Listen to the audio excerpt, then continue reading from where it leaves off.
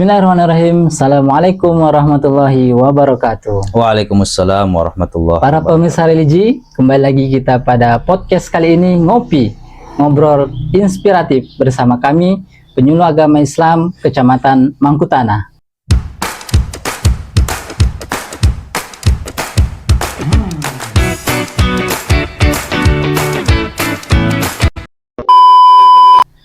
Ya baik, alhamdulillah pada hari ini kita akan berbincang satu topik yang menarik tentunya, dan insya Allah pemateri kita pada hari ini juga adalah orang yang ahli dalam hal itu. Dan insya Allah dalam hal ini kita akan membahas tentang Hari Santri Nasional dengan tema besar Mengawal Indonesia Menuju Peradaban Dunia. Dan alhamdulillah pada kesempatan pagi hari ini kami sudah bersama dengan narasumber kita, bersama Ustadz Hafidz Ma'arif Muhajir. Yes. Alhamdulillah, bagaimana Ustadz kabarnya? Alhamdulillah sehat. Alhamdulillah, luar biasa. Beliau adalah pengasuh Pondok Pesantren Al Muhajirin Kecamatan Mangkutanah, salah satu pondok pesantren yang tertua yang ada di Lurah ini, salah satunya. Para pemirsa yang budiman, jadi pada kesempatan hari ini Ustadz kita akan membahas isu yang menarik ini, yang tentu akan memberikan inspirasi buat halayak umum tentang Hari Santri Nasional yang ke-11 tahun 2025 dengan satu tema besar yang luar biasa menurut kami adalah bagaimana santri mengawal Indonesia yang merdeka ini menuju peradaban dunia. Nah ini Ustaz, ada beberapa pertanyaan yang sering muncul yang perlu mungkin kita memberikan wawasan kepada masyarakat luas. Yang pertama adalah bagaimana cerita atau latar belakang ini, kenapa secara umum Indonesia menetapkan 22 Oktober itu sebagai Hari Santri Nasional. Baik, terima kasih Ustadz Khalis bersama dengan tim yang telah hadir di tempat kami, dan merupakan sebuah kesempatan yang luar biasa yang diberikan kepada kami untuk bisa ikut bersama ya mengisi salah satu kegiatan yang ada di KUA Mangkutanah, yaitu program Ngopi, Ngobrol Inspiratif. Baik, terkait dengan Hari Santri Nasional, jadi pertanyaan pertama tadi bahwa kenapa kemudian tanggal 22 Oktober ditetapkan oleh pemerintah sebagai Hari Santri Nasional. Ini kembali kepada sejarah bahwa pada tanggal 22 Oktober 1945, Hadratus Syekh Kiai Haji Hasyim Asy'ari beliau mengumandangkan resolusi jihad di kota Surabaya dalam hal untuk melawan agresi militer yang dilaksanakan oleh Belanda dan para sekutunya. Jadi setelah Indonesia memproklamirkan kemerdekaan pada tanggal 17 Agustus 1945, sebagaimana kita ketahui bersama bahwa Belanda tidak rela dengan hal tersebut, sehingga mereka berupaya untuk kembali merebut ya Indonesia sebagai wilayah jajahannya. Maka diadakanlah agresi militer. Oleh karena itu, Kiai Hasyim Asy'ari terpanggil untuk kemudian bagaimana menggerakkan bangsa Indonesia, khususnya kalangan santri, untuk bersama-sama melawan kedatangan kembali ya Belanda bersama sekutunya, sehingga beliau ya menyerukan resolusi jihad pada tanggal 22 Oktober 1945. Nah, tanggal inilah yang kemudian ditetapkan ya sebagai Hari Santri Nasional ya, untuk mengenang peristiwa yang bersejarah tersebut, dan juga untuk memberikan penghargaan kepada kaum santri bahwa mereka adalah bagian daripada yang memperjuangkan kemerdekaan Republik Indonesia. Saya rasa itu. Biasa. Jadi memang punya sejarah dalam ini tentang 22 Oktober ini. Nah, tadi sedikit menyinggung tentang resolusi jihad. Nah, mungkin bagi kalangan santri ada sebagian atau ada yang belum tahu apa sebenarnya makna dari resolusi jihad 1945 ini untuk bangsa Indonesia ini, Ustaz. Jadi makna resolusi jihad yang dikumandangkan oleh Hadratus Syekh Al-Hajj Hasyim Asy'ari pada tanggal 22 Oktober 1945 mengandung makna bahwa ini adalah merupakan seruan atau panggilan bagi umat Islam secara umum saat itu, dan tentunya dikhususkan bagi para santri untuk bersama-sama menuju ke medan jihad dalam rangka untuk memperjuangkan kemerdekaan Republik Indonesia. Karena sesungguhnya kehadiran penjajah di muka bumi ini di samping ya tujuannya adalah untuk eksploitasi, tetapi sebagaimana kita pahami bersama bahwa mereka juga punya misi, ya punya misi. Ya diantaranya tentu ya menjajah dalam semua hal lah. Semua hal, ya. Artinya dari mungkin aspek akidah kita juga akan dijajah, kemudian sumber daya manusia kita juga akan dijajah, kemudian yang tidak kalah penting juga sumber daya alam kita juga akan dijajah. Maka resolusi jihad ini memiliki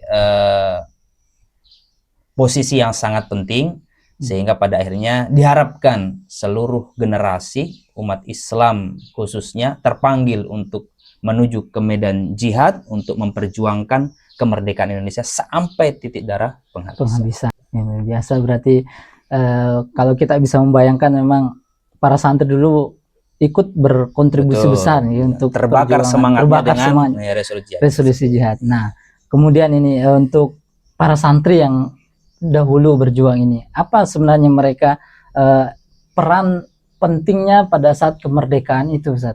Baik. Jadi peran santri terkait dengan bagaimana kontribusi mereka di dalam ikut merebut dan memperjuangkan kemerdekaan Republik Indonesia. Pertama, kalau kita melihat dari sisi spiritual, aspek teologi tentunya, bahwa sebagaimana kita ketahui bersama, Islam adalah agama yang mengajarkan nilai-nilai spiritual dalam perjuangan, diantaranya adalah penanaman ruhul jihad, kepada setiap generasi. Oleh karena itu, kalau kita kembali kepada sejarah, apalagi pada zaman Rasulullah dulu, pada para sahabat, maka perang itu bukan sebagai sebuah ancaman, tapi justru kabar gembira. Kenapa dikatakan kabar gembira? Karena ada peluang besar ya untuk bisa mendapatkan tiket masuk ke surga.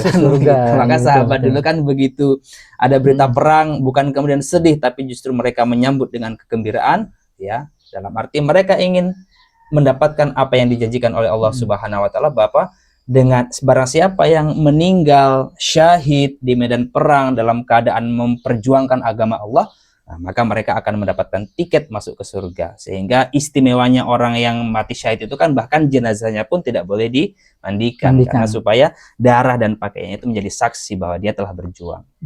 Maka spirit ini tentu menjadi hal yang sangat luar biasa yang tertanam dalam diri santri. Ketika spirit itu sudah tertanam, semangat itu sudah tertanam, maka yang terlihat di depan itu bukan kemudian ketakutan, tapi justru keberanian yang berapi-api, yang berkobar-kobar. Nah, ini tentu menjadi amunisi yang sangat luar biasa, menjadi bahan bakar yang sangat luar biasa untuk bagaimana menggerakkan kaum santri khususnya untuk mau berjuang. Kemudian yang kedua, kalau kita lihat dari sisi militer, maka kita melihat bagaimana kemudian firqah-firqah atau kelompok-kelompok perjuang itu terbentuk. Hizbullah, kemudian Tentara Pelajar Islam Indonesia, dan kemudian barisan-barisan kiai yang mereka tidak mau disebut namanya, dia tidak memiliki nama, tetapi mereka berkomitmen untuk tanpa identitas untuk kemudian berkomitmen ikut mengambil barisan memperjuangkan kemerdekaan Republik Indonesia. Itu nanti apa namanya penting sekali bagi kita ini yang sekarang ini menjadi edukasi bahwa perjuangan itu perlu diperjuangkan. Resolusi jihad itu. Nah, kemudian kita ini yang untuk kita yang generasi sekarang ini, Ustaz. Jadi bagaimana ini santri? Apakah kan santri pada umumnya dikenal ya ternyata nyantri itu gitu-gitu saja, cuman ngaji, kemudian ini dan itu. Nah, untuk di era modern nih, karena kita ini hidup di zaman modern, kalau sekarang malah sudah 5.0, yang kemarin 4.0. Apa gimana santri dipandang seperti apa di era modern ini, Ustaz? Baik. Jadi begini, santri itu harus kita pahami dari dua sisi. Pertama, ya fisik, yang kemudian yang kedua adalah non Jadi peran santri terkait dengan bagaimana kontribusi mereka di dalam ikut merebut dan memperjuangkan kemerdekaan Republik Indonesia. Pertama, kalau kita melihat dari sisi spiritual, aspek teologi tentunya, bahwa sebagaimana kita ketahui bersama, Islam adalah agama yang mengajarkan nilai-nilai spiritual dalam perjuangan, diantaranya adalah penanaman ruhul jihad, kepada setiap generasi. Oleh karena itu, kalau kita kembali kepada sejarah, apalagi pada zaman Rasulullah dulu, pada para sahabat, maka perang itu bukan sebagai sebuah ancaman, tapi justru kabar gembira. Kenapa dikatakan kabar gembira? Karena ada peluang besar ya untuk bisa mendapatkan tiket masuk ke surga. Maka sahabat dulu kan begitu ada berita perang, bukan kemudian sedih, tapi justru mereka menyambut dengan kegembiraan, ya, dalam arti mereka ingin mendapatkan apa yang dijanjikan oleh Allah Subhanahu wa taala, bahwa dengan barang siapa yang meninggal syahid di medan perang dalam keadaan memperjuangkan agama Allah, maka mereka akan mendapatkan tiket masuk ke surga. Sehingga istimewanya orang yang mati syahid itu kan bahkan jenazahnya pun tidak boleh dimandikan, karena supaya darah dan pakaiannya itu menjadi saksi bahwa dia telah berjuang. Maka spirit ini tentu menjadi hal yang sangat luar biasa yang tertanam dalam diri santri. Ketika spirit itu sudah tertanam, semangat itu sudah tertanam, maka yang terlihat di depan itu bukan kemudian ketakutan, tapi justru keberanian yang berapi-api, yang berkobar-kobar. Nah, ini tentu menjadi amunisi yang sangat luar biasa, menjadi bahan bakar yang sangat luar biasa untuk bagaimana menggerakkan kaum santri khususnya untuk mau berjuang. Kemudian yang kedua, kalau kita lihat dari sisi militer, maka kita melihat bagaimana kemudian firqah-firqah atau kelompok-kelompok perjuang itu terbentuk. Hizbullah, kemudian Tentara Pelajar Islam Indonesia, dan kemudian barisan-barisan kiai yang mereka tidak mau disebut namanya, tidak memiliki nama, tetapi mereka berkomitmen untuk tanpa identitas untuk kemudian berkomitmen ikut mengambil barisan memperjuangkan kemerdekaan Republik Indonesia. Itu nanti apa namanya penting sekali bagi kita ini yang sekarang ini menjadi edukasi bahwa perjuangan itu perlu diperjuangkan. Betul. Sudah jihad itu. Nah, kemudian kita ini yang untuk kita yang generasi sekarang ini, Ustaz. Jadi bagaimana ini santri? Apakah kan santri pada umumnya dikenal ya ternyata nyantri itu gitu-gitu saja, cuman ngaji, kemudian ini dan itu. Nah, untuk di era modern nih, karena kita ini hidup di zaman modern, kalau sekarang malah sudah 5.0, yang kemarin 4.0. Apa gimana santri dipanai seperti apa di era modern ini, Ustaz? Baik. Jadi begini, santri itu harus kita pahami dari dua sisi. Pertama, ya fisik, yang kemudian yang kedua adalah non fisik. Dalam arti kalau kita melihat istilah santri dalam lahiriah, maka santri itu bisa kita kaitkan sebagai sebuah sebutan atau sebuah penamaan yang diberikan kepada seseorang yang belajar di sebuah pondok pesantren. Ya sama halnya seperti murid di sekolah, siswa di sekolah secara umum. Maka mereka yang belajar di di pesantren juga memiliki sebuah panggilan atau sebuah penyebutan yang disebut dengan santri. Tetapi sebenarnya kalau kita mau menyelami makna santri, ya artinya secara rohaninya atau makna yang tersirat dari santri itu, bahwa sesungguhnya santri itu adalah merupakan identitas, atau santri itu adalah merupakan karakter yang dimiliki oleh seseorang, di mana seseorang yang memiliki kepribadian santri itu ya setidaknya pertama dia harus berakhlakul karimah. Yang kedua, dia harus memiliki jasmani yang sehat. Kenapa? Karena jasmani yang sehat akan mendukung aktivitas.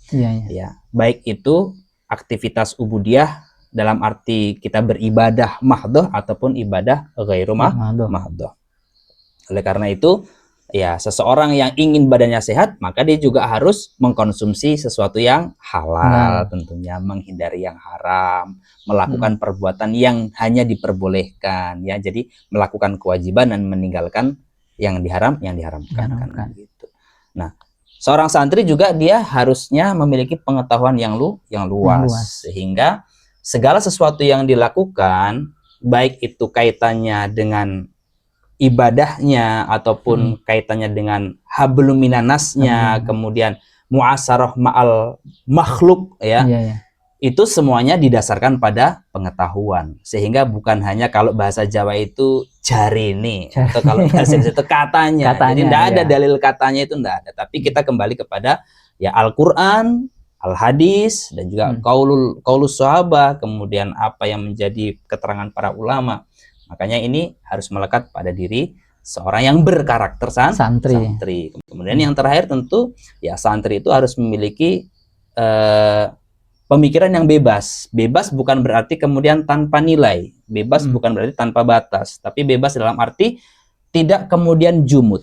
Jadi pemikirannya itu tidak terkungkung. Artinya ketika beda golongan, you pasti salah. Ketika beda pandangan politik, kamu musuh saya. Itu tidak seperti itu. Karena seorang santri dia harus bisa menerima kemajemukan itu sebagai sebuah rahmat yang pada akhirnya ini sebuah potensi yang perlu untuk dikembangkan, dan kita perlu mengembangkan sikap toleran sehingga pada akhirnya ya perbedaan itu bukan menjadi titik perpecahan, tetapi perbedaan itu menjadi sebuah energi untuk disatukan sehingga bisa membawa dampak perubahan yang cukup signifikan. Jadi itu itu santri sebagai karakter. Nah, tentu ini harus dimiliki oleh setiap generasi muslim.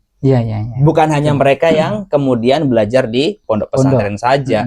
Jadi dengan kecanggihan teknologi, kemudian akses tanpa batas hari ini tentu menjadi sarana bagi kita untuk bisa belajar kapanpun dan dimanapun kita berada. Meskipun jasad kita tidak berada di pesantren, dalam arti kita tidak menjadi seorang santri secara jasmani, tetapi ruhani kita harus menjadi santri. Siapapun itu, tidak ada tawar-menawar. Kalau kemudian semua dari kita, misalkan polisi berjiwa berkarakter santri, kemudian hakim berkarakter santri, jaksa berkarakter santri, tidak akan ada jaksa yang dituntut. Dia akan menuntut, karena memang tugasnya jaksa itu menuntut, bukan dituntut. Tapi kenyataan hari ini, jaksa yang seharusnya menuntut, dia justru dituntut. Kenapa? Karena tidak ada karakter santri dalam dirinya. Ya, hakim yang seharusnya mengadili, justru hari ini diadili karena tidak ada karakter santri. Polisi yang seharusnya menangkap penjahat, justru dia diburu. Karena apa? Tidak ada karakter santri. Jadi bukan berarti harus mondok untuk memiliki karakter santri, tetapi kalau kita tarik pada dunia modern saat ini, ya, dengan ya seperti ini, adanya podcast, kemudian adanya buku, adanya literasi digital, itu harus membuka mata kita untuk kemudian kita bisa membumikan karakter santri pada diri setiap pribadi muslim. Luar biasa. Jadi santri itu bukan cuma sekedar label namanya, tetapi karakter yang mendarah daging. Maka saya sempat ingat para guru-guru kita, ulama kita, pimpinan pondok itu, kalau kau jadi polisi yang berkarakter santri dan seterusnya, berarti makna itulah yang luar biasa yang perlu kita pahami bersama. Nah, kemudian ini dengan perkembangan zaman ini, apa ini yang menjadi tantangan besarnya kita nih para santri nih, di zaman yang serba ada dan serba mudah untuk akses, satu klik bisa semua terbuka. Ini sih, ya, kalau kita berbicara secara umum tentu sangat kompleks ya, dengan kecanggihan teknologi saat ini, kemudian akulturasi budaya yang begitu cepat, kemudian akses informasi tanpa batas. Tetapi secara umum atau secara garis besar, maka tantangan terbesar bagi santri itu sebenarnya adalah ghazwul fikri atau perang pemikiran. Karena ya hari ini bolehlah kita lihat di belahan dunia sana mereka sedang saling mengangkat senjata. Ya. Tapi kan kalau kita kembalikan ya, kenapa hari ini bisa saling mengangkat senjata? Ya karena kembali kepada pikiran. Dan hari ini kita sebagai santri, oke lah di Indonesia kita tidak ada saling mengangkat senjata, tetapi bagaimana kemudian masuknya pemikiran Barat yang mencoba untuk meruntuhkan tatanan budaya kita sebagai masyarakat timur, kemudian lebih khusus sebagai muslim juga ingin meruntuhkan tatanan akidah dan keyakinan kita ini kan ini sudah sangat luar biasa. Jadi bagaimana kemudian hari ini hoax ya, kemudian bagaimana hari ini para ya buzzer lah istilahnya membangun sebuah opini, ini kan menjadi tantangan yang sangat luar biasa. Hari ini itu orang tidak kadang-kadang tidak mau melihat kenyataan yang ada, tetapi mereka dengan narasi itu mereka sudah bisa kemudian membangun sebuah opini sehingga mampu menjustiskan begitu.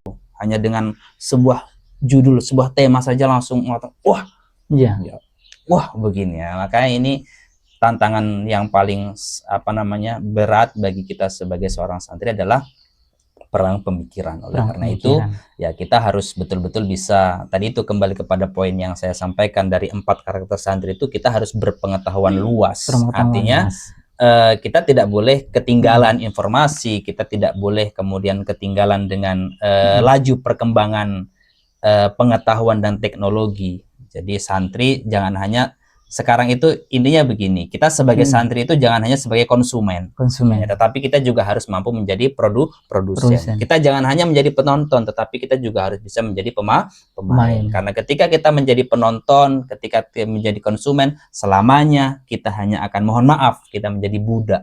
Ya, budak teknologi, budak pengetahuan. Ya, pada akhirnya kemudian orang ngomong apa saja ya dengan mudahnya dibenarkan. Oh iya Pale, nanti orang begitu, ya orang ke kanan ikut ke kanan, orang ke kiri ikut ke kiri, sehingga pada akhirnya mungkin Islam hanya akan tinggal nama, sementara isinya akan kosong. Oleh karena itu pemikiran ini harus betul-betul kita pengetahuan kita harus kita perluas sehingga kita mampu untuk menghadapi perang pemikiran yang betul-betul mampu merusak generasi. Baik. Luar biasa. Jadi ternyata tantangan itu kompleks dan tidak ada habisnya kayaknya Ustaz, kalau untuk santri ini.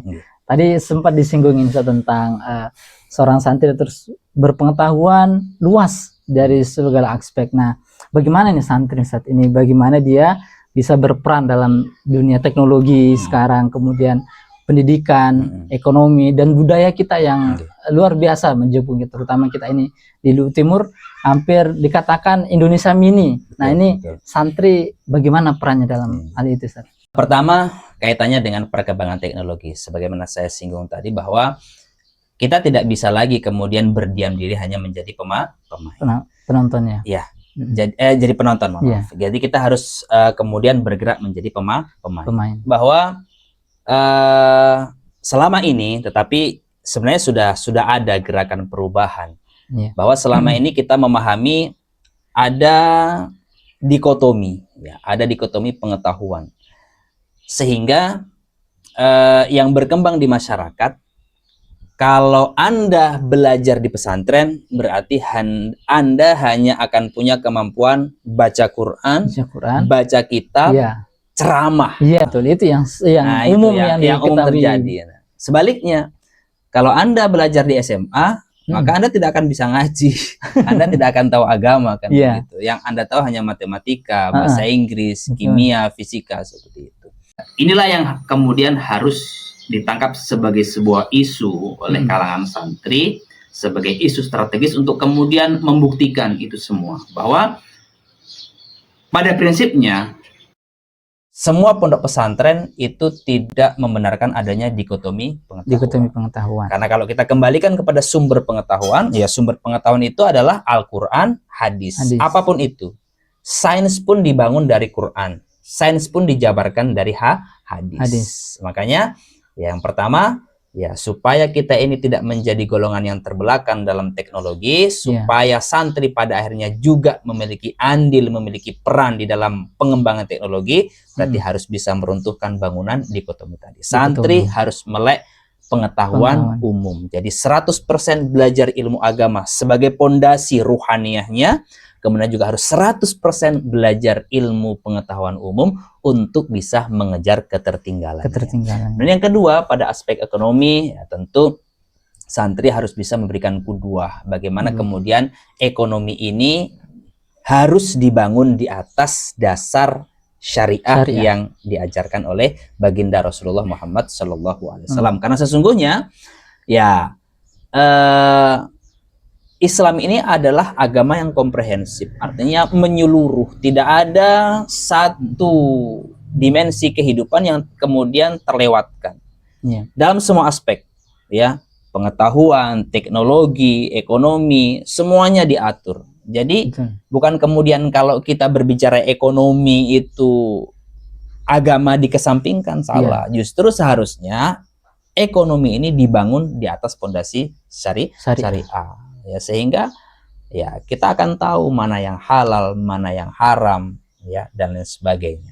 Kemudian dalam aspek budaya, ya tentu santri harus bisa menjebatani ya antara budaya, baik itu kearifan lokal yang dimiliki oleh Indonesia ataupun yang berkembang di dunia internasional dalam tataran global, untuk kemudian dijembatani sehingga agama itu tidak menabrak nilai-nilai agama yang telah diajarkan. Jadi harus dipahami, bukan kemudian agama tunduk kepada budaya, tetapi harusnya budaya tunduk kepada agama. Agama bukan anti budaya. Agama juga berkembang dalam tatanan kebudayaan. Ada peradaban, ada kebudayaan yang dibangun oleh agama. Nah, makanya budaya-budaya dari masyarakat ini harusnya berdiri kokoh di atas pondasi agama. Mohon maaf, sebagai contoh, terkadang dalam pelaksanaan momen pernikahan itu kan terkadang karena alasan budaya, karena alasan adat, nah kemudian agama dikesampingkan. Ini seharusnya tidak seperti itu. Jadi santri harus hadir menjadi agen yang untuk kemudian bisa menjembatani bahwa nilai budaya mari kita jaga, mari kita warisi, kemudian mari kita jalankan, tetapi ingat ada norma-norma agama yang menjadi pondasi. Jadi budaya itu berdiri di atas pondasi yang kokoh. Luar biasa. Jadi memang tugas santri tidak cukup ketika di pondok saja, Ustaz. Jadi masyarakat kemudian jadi santri harus melek teknologi, santri harus tahu ilmu pendidikan, santri harus ngerti ngatur ekonomi, dan santri juga menjadi penghubung budaya yang ada di kalangan masyarakat. Nah, luar biasa ini, Ustaz. Kemudian ini mengenai isu tema besar kita di Hari Santri 22 Oktober ini adalah mengawal Indonesia, kita kawal kemerdekaan Indonesia untuk menuju peradaban dunia secara global. Nah, untuk para santri ini, kira-kira kita ini santri, apa yang bisa kita kontribusikan, apa bisa kita berikan untuk peradaban dunia, dari Indonesia menuju peradaban dunia ini, Ustaz? Baik. Jadi perlu kita pahami bersama bahwa kembali kepada yang saya sampaikan tadi, santri itu bukan hanya mereka yang belajar tentang kitab, bukan hanya mereka yang bisa ngaji saja. Jadi tupoksinya santri itu bukan hanya mimpin pengajian, ya mungkin ada tahlilan, kemudian khutbah Jumat, dipanggil nanti kalau ada orang yang meninggal. Kalau ada yang hidup itu tidak diingat. Nanti kalau sudah ada yang meninggal baru diingat. Panggil siapa? Oh, itu ada ustadz, ada santri. Nanti dia yang memandikan. Tapi kita harus bisa memahami bahwa santri ini sebenarnya merupakan agen yang mampu untuk membawa peradaban dunia. Bahwa kita pahami bersama, Islam ini adalah agama yang sangat luar biasa. Islam ini mengajarkan segala aspek kehidupan. Jadi nilai-nilai moderasi yang hari ini baru terdengar, kemudian nilai-nilai toleransi yang hari ini digaungkan, itu seolah-olah hal baru. Padahal tidak seperti itu.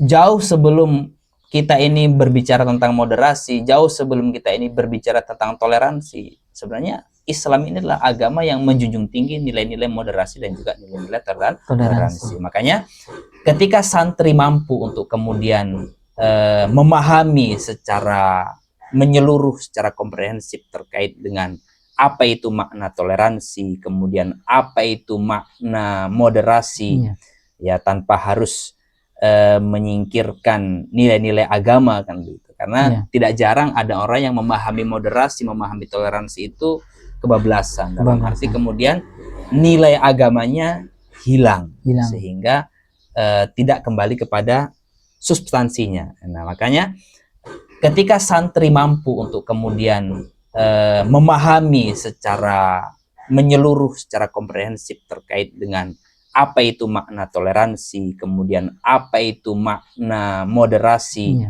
ya tanpa harus menyingkirkan nilai-nilai agama kan gitu. Karena tidak jarang ada orang yang memahami moderasi, memahami toleransi itu kebablasan. Dalam arti kemudian nilai agamanya hilang.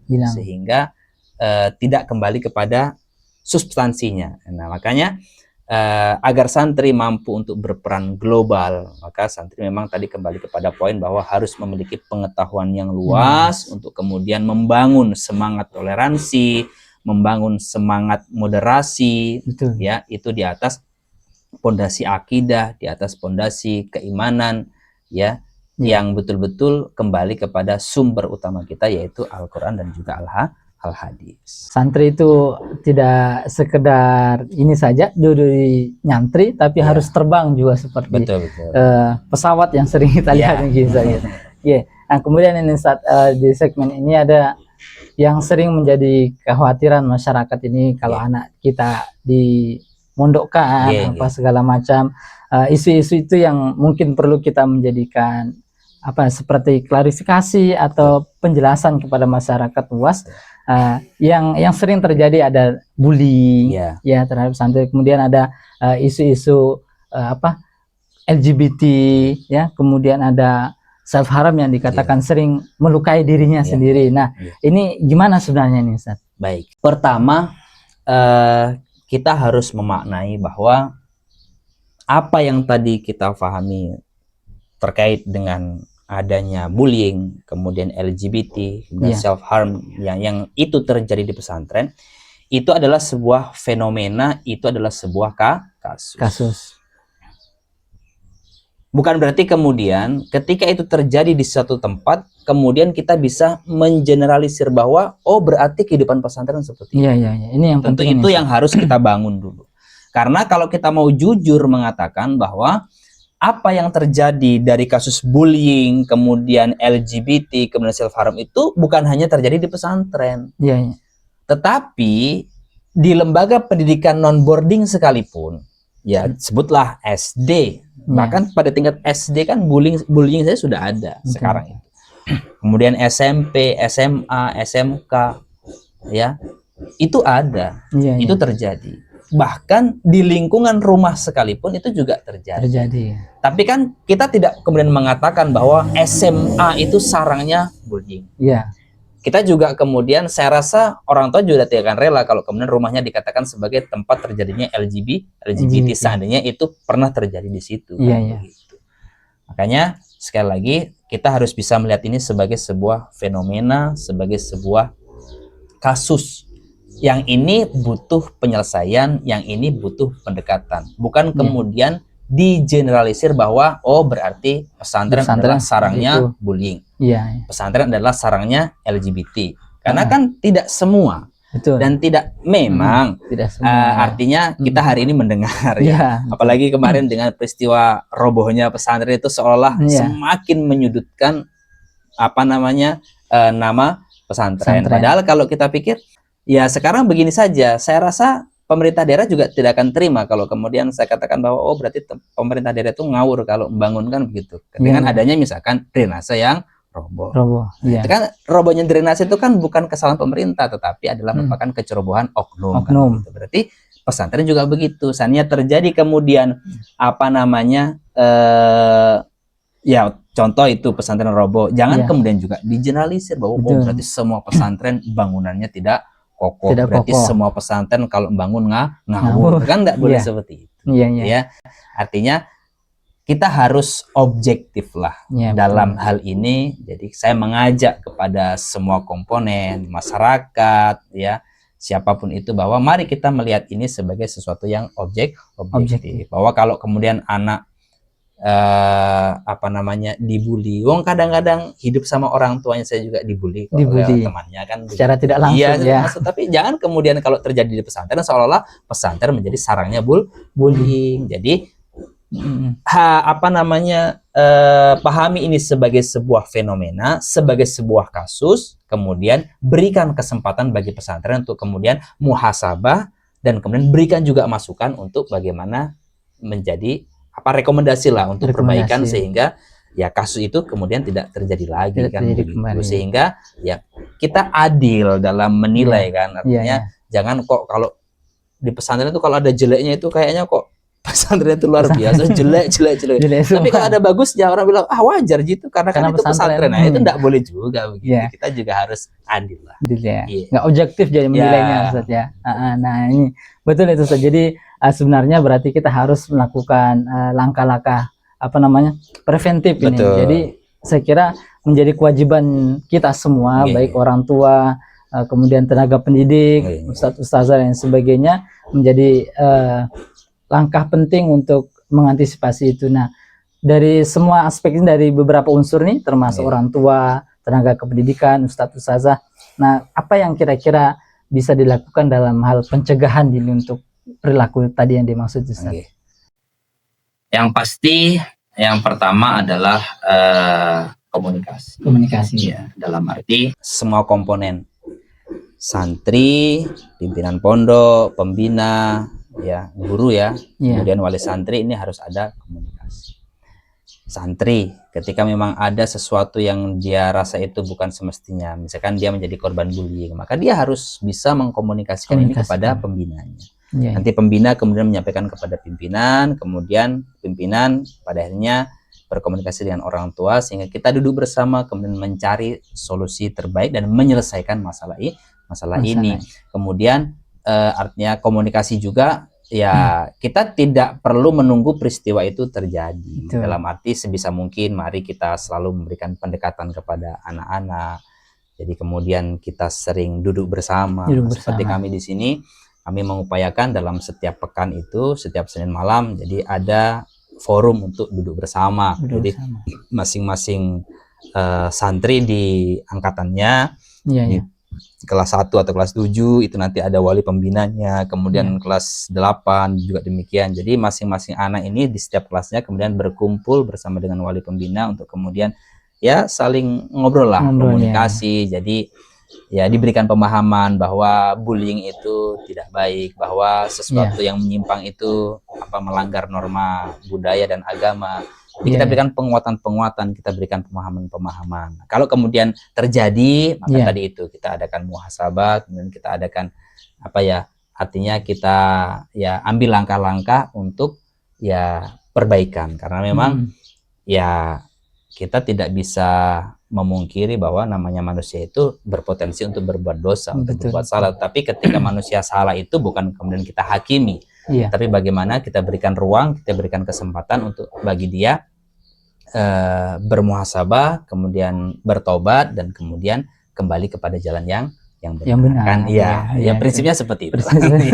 Langkah-langkah pencegahan supaya tidak terjadi, dan kalaupun terjadi bagaimana kemudian bisa menjadi baik kembali. Ya, betul, luar biasa. Jadi memang santri ini menjadi tanggung jawab kita bersama. Betul. Ya, baik ketika dia mondok, di luar pondok. Karena pernah saya dengar sebenarnya santri menjadi santri itu yang sesungguhnya itu ketika dia lepas dari belajarnya di pondok, gitu, luar biasanya. Tanggung jawabnya di masyarakat itulah ya, ketika dia mampu menjaga identitas tadi saya katakan, karakter santrinya itu melekat, itulah sesungguhnya santri yang hakiki. Kan gitu. Ijazahnya di situ, bukan selembar kertas yang berisi nilai dan tanda tangan, itu bukan. Nah, ini saat terkait dengan tema besar tadi, kita sedikit ada yang menggelitik ini, karena isu sekarang kan dianggapnya kita ini, walaupun sebenarnya tadi yang disinggung, kita sudah bertoleransi, sudah diajarkan sejak lama, tapi masih ada saja oknum-oknum yang menganggap bahwa santri kira-kira itu sebenarnya yang singgung, dia cocok enggak dengan orang yang berbeda mungkin. Kan banyak ini yang seperti itu. Nah, untuk terkait dengan moderasi dan kultur budaya, ada mungkin contohnya santri yang dia kontribusi langsung terhadap moderasi yang ada di lingkungannya. Terkait dengan bagaimana membangun moderasi dan toleransi, sebenarnya justru kehidupan santri, dalam arti kalau kita lihat secara fisik mereka ini di asrama, ya, hidup dengan oke lah, kalau dalam kaitannya akidah keyakinan tentu kita adalah dari latar belakang yang sama, Betul, kita betul. punya akidah dan keyakinan yang sama. Tetapi perlu difahami bersama bahwa hidup berdampingan dengan latar belakang suku yang berbeda, kemudian latar belakang sosial yang berbeda, kemudian ya karakter di rumah bagaimana kemudian harus membaur, menyatu di sini. Ini sebenarnya merupakan miniatur atau laboratorium kehidupan yang mampu membentuk mental, watak, karakter santri, sehingga ya mereka ini pada akhirnya ya ketika kembali ke masyarakat mereka siap menjadi agen-agen yang membawa agen-agen yang moderat, agen-agen yang toleran. Ya, sehingga memang sebenarnya ketika santri itu mampu untuk menghadapi segala dinamika kehidupan yang ada di pondok, ya nanti ketika keluar dia akan bisa untuk menghadapi tantangan moderasi, kemudian dia juga akan bisa mengajarkan terkait dengan toleransi. Karena memang artinya ketika di pondok secara praktek mungkin belum, tapi secara teori kan kita diajarkan bagaimana Islam ini menjadi agama yang rahmatan lil alamin. Rahmatan lil alamin itu bukan berarti hanya berlaku sesama muslim, tentunya bisa membawa atau berlaku bagi semua manusia yang ada di muka bumi ini. Karena sesungguhnya Nabi sendiri sebagai suri teladan kita, contoh terbaik kita, tidak pernah kemudian mengajarkan tentang intoleransi itu tidak ada. Dia adalah sosok yang sangat moderat, dia adalah sosok yang sangat toleran, sehingga ya santri ini sesungguhnya adalah merupakan agen-agen moderasi dan juga agen-agen toleransi beragama yang siap untuk berkiprah di masyarakat. Ya, cuman framing masyarakat saja yang terkadang kemudian tidak menganggap bahwa santri itu ya dalam arti kasus ya mungkin ada orang yang ya kebetulan dia santri tetapi kemudian ya dicap sebagai teroris, tapi kan itu sekali lagi saya katakan lihatlah itu sebagai sesuatu yang objektif. Jadi jangan kemudian kita itu mengeneralisir bahwa wah santri semuanya teroris. Semuanya teroris ya, betul itu. Jadi framing di masyarakatnya gitu ya. Di kalangan masyarakat secara umum. Nah, ini stressing point kita ini Ustaz. Tadi kita sudah banyak tentang membahas tentang santri, karakter dan sebagainya. Nah, kita wadahnya ini pesantren secara umum Ustaz, bagaimana bisa melahirkan generasi para santri yang siap bertarung di dunia global dan internasional pada umumnya. Ini peran pondok pesantren, apa yang bisa dilahirkan santri-santri yang dilahirkan dari pondok pesantren yang nantinya akan siap untuk berperang di kancah internasional Ustaz. Jadi kembali kepada poin yang telah saya sampaikan tadi, bahwa memang santri pondok pesantren ini harus bisa mengakhiri tadi yang dikatakan dengan dikotomi pengetahuan. Bahwa mereka memang harus betul-betul membuka diri. Makanya jiwa santri itu salah satunya tadi adalah bebas itu bisa membuka diri dari kejumudan. Dalam arti dalam kaitannya hablum minan nas itu kan kita boleh-boleh saja kan begitu untuk kemudian berinteraksi dengan siapapun. Jadi jangan kemudian sekarang ini kita anti dengan golongan tertentu, kemudian anti dengan ini tertentu, jangan. Jadi santri betul-betul harus bisa membuka diri, ya jangan sampai kemudian santri itu hanya berpikir bahwa saya nanti akan jadi imam masjid, kemudian jadi imam desa, itu harus bisa. Jadi harus dirubah cara berpikirnya bahwa saya adalah calon bupati yang siap menjadi imam masjid. Saya adalah teknokrat yang siap menjadi qori.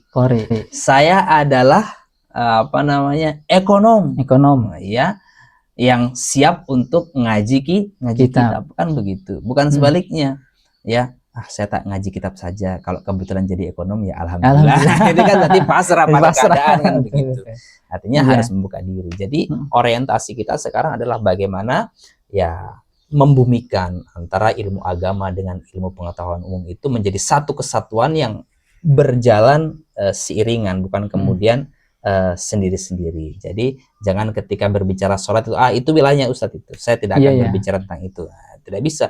Kemudian ketika berbicara ekonomi, jangan kau berbicara sholat di sini karena Iya. tidak ada kaitannya, itu tidak boleh. Maka santri betul-betul harus bisa menyatukan keduanya, menyelaraskan keduanya, sehingga pada akhirnya ya dia akan bisa menjadi agen perubahan. Karena memang saya katakan bahwa ya meskipun tadi saya mengatakan bahwa santri itu adalah bagian daripada sebuah karakter ya, artinya siapapun harus memiliki karakter santri, tetapi memang secara fisik yang diharapkan betul-betul bisa memiliki karakter santri itu adalah ya santri itu. Ya, makanya ya santri itulah yang pada akhirnya kita betul-betul berharap dari mereka ya bisa memiliki wawasan global dalam arti membuka diri untuk kemudian memahami agama secara komprehensif, pun demikian ya memaknai ilmu pengetahuan umum sebagai bekal untuk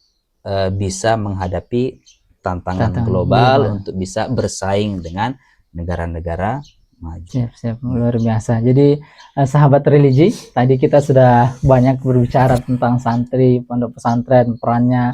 Jadi mudah-mudahan nanti ini menjadi hasanah keilmuan buat masyarakat secara umum, bahwa ternyata santri itu tidak seperti yang ada framing yang ada di masyarakat. Kemudian wawasan santri tidak hanya sekedar ngaji doang, tapi bisa bersaing di dunia global. Nah, kita masuk ke segmen pesan ini, Ustaz ya. Buat kita yang pertama, ini mungkin Ustaz yang lagi rame diperbincangkan atas peristiwa saudara-saudara kita, anak-anak kita di Al-Husimi Sidoarjo. Nah, itu pasti tidak ada semua pimpinan maupun pengurus pesantren mau seperti itu. Hanya kita pengen secara umum, mungkin sebagian orang ada yang mencari ke sana. Ini pesan apa Ustaz yang bisa kita sampaikan kepada kita semua atas kejadian, hikmah dibanding kejadian yang terjadi di saudara kita yang ada di Sidoarjo, Ustaz? Baik, terima kasih. Jadi kalau saya nanti ini berbicara itu kan takdir harus diterima, nanti orang sama saja. Oke. Baik, kita mencoba untuk melihat dari apa juga yang telah saya sampaikan tadi, bahwa sekali lagi kita harus objektif untuk bisa melihat. Oke. Kalau kemudian kita memahami ini sebagai sebuah kelalaian, ya, sebuah kesalahan, ya bisa. Jadi kita bisa kemudian memahami ini sebagai sebuah kelalaian, sebagai sebuah kesalahan. Karena memang aspek-aspek ya yang jelas terlihat kan ini dalam keadaan kondisi membangun, sedang ada aktivitas pekerjaan, tapi kemudian di bawah ada aktivitas selain daripada artinya santri sholat dan sebagainya, itu kan jelas secara teori itu kemudian salah.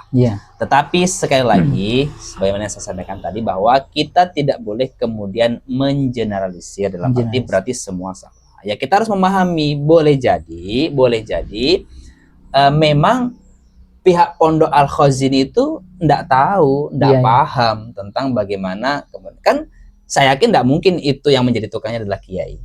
Saya rasa itu yang menjadi tukang ya memang tukang yang ditunjuk. Ya, kemudian adapun santri yang ikut kerja itu kan itu bagian daripada budaya tradisi pesantren, dan saya rasa itu sudah berlaku umum. Toh begini loh, kalau kemudian sambatan di masyarakat kemudian ada kecelakaan kerja, kok tidak di framing, wah desa ini ngawur kalau kerja, kan tidak. Tapi karena kemudian kalau sambatan itu terjadi di pondok dan terjadi peristiwa kemarin, akhirnya kemudian wah pondok itu ngawur, mempekerjakan, mengeksploitasi tenaga santri, anak kan begitu. Kemudian bekerja tidak pakai ini.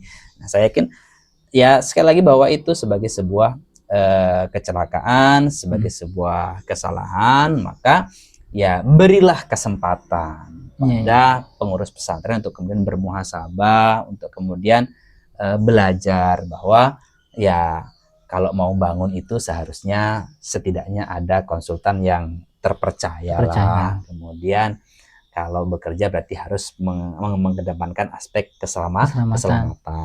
Saya rasa itu sesuatu yang arif dan bijaksana yang bisa kita lakukan, ketimbang kemudian kita memberikan artinya menghakimi bahwa ya itu kan maunya kiai saja supaya tidak keluar uang untuk membayar konsultan. Saya rasa ya jangan begitu juga.